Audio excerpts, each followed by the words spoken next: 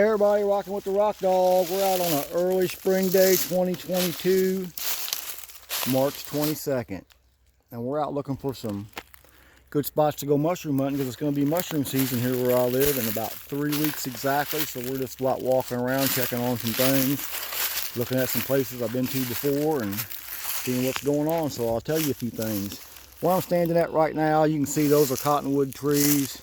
There's a big cottonwood tree with a sycamore tree right behind it, and here's a big dead slippery elm that, as you know, colonizes morel mushroom on its roots.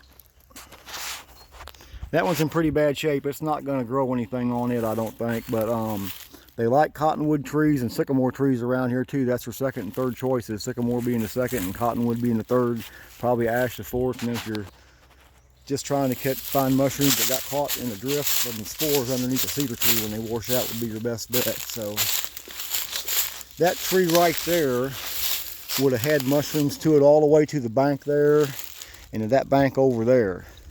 So if it had mushroom spores on it before the roots died out and are no longer useful, they'll probably colonize the big sycamore trees and the cottonwood trees here, and we may have a chance for that reason. But that tree always produced real good.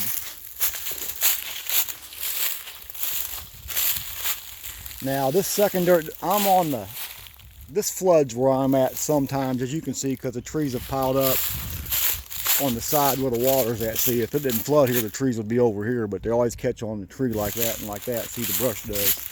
So we know this floods just by looking at that, but if this doesn't flood this year, there's a good chance mushrooms will come up on it.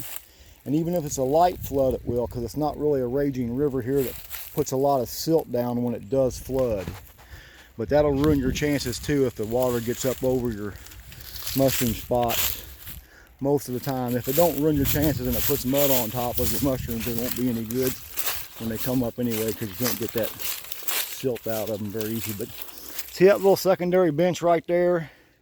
And then the farmer's field's on the other side. That's about 5 foot to get to the top of that. That will never happen here. The sun is right there. That side's shaded. Sun shines on this right now. This is where your early mushrooms will come up.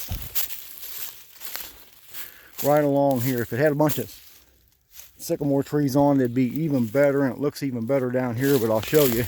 And this is a nice little deer trail here, see, we follow. And right here in this little open spot, probably right there would be a really good spot. They'll come up on this side of the creek first.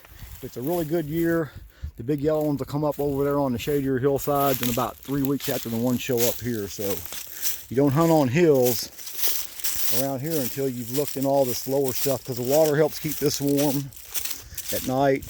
Even though the water's colder during the day, it's that moderation of temperatures that really helps. No big fluctuations, what makes mushrooms pop up a little bit faster. Because they can get caught early out here and get froze on the top, and that's why you have that brown spot on the top. Now usually we're not going to be able to find anything on a creek like this on this bank right here, because it comes up and down too much. But if we get lucky, and it don't happen this year, you can find good mushrooms on a spot like that right here where I'm got the camera on as I walk down here. And then you come back in a couple weeks and you try the other bank like that going up, because it's in the shade most of the time. See, but you got some nice sycamores. You got lots of nice white sycamores down through there to find them under. They love that.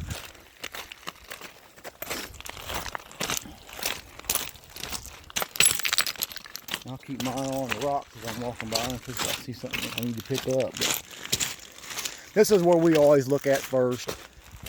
Is where the sun shines directly on it early in the morning and all afternoon. You can really get lucky sometimes and see all these sycamore trees. That nice spot right there, full sun almost when there's no leaves. That's where they can come up like crazy. And see, you got a bunch of brush piled up here from the creek coming up.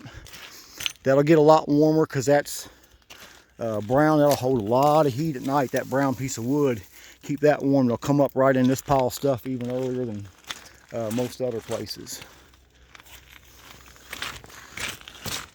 It's pretty cool if we could find one, but it's way too early. We don't find them in March around here, but about every 20 years. So I don't see it happening. But right along in here, if it's a really good year, you can just see, it's easy to see them because they're about eye level when you walk down through here. You're almost at their level. It's like in the evenings when you're hunting mushrooms and the sun shines through the woods just right. They'll almost glow. It makes it easier for you.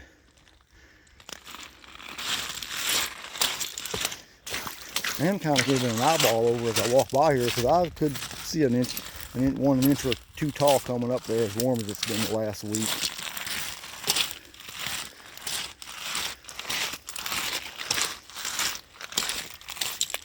Anyway, everybody, this is a pretty good tip I'm giving you. If you don't really know what you're looking for when you go out there, just look where you stepped at. Because if you don't know where mushrooms are or don't know how to hunt them very good, I guarantee you stepped on them if you have walked through a bunch of them.